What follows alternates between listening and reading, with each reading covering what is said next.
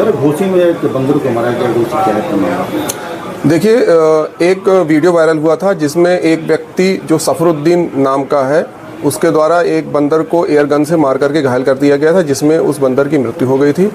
Viral हुआ था, उस वीडियो का संज्ञान लिया गया, उसकी जांच की गई तो पाया गया कि ये सफरुद्दीन व्यक्ति थाना घोसी क्षेत्र का ही रहने वाला है। उसके द्वारा ही घटना कारित की गई है। तत्काल ही इसमें सुसंगत धाराओं में मुकदमा पंजीकृत किया गया और अभियुक्त को गिरफ्तार कर लिया गया। उसे न्यायिक सुरक्षा में जेल भेजा जा रहा है। विवेचना की कार्रवाई अभी प्रचलित है। मौके पर शांति व्यवस्था बनी हुई है। सर, ये शिकारी है या फिर आम व्यक्ति है? देखिए, इसकी जांच की जा रही है और जो भी तथ्य निकल कर आएंगे उसको आपको भी अवगत कराया जाएगा और उसको विवेचना में भी शामिल किया जाएगा।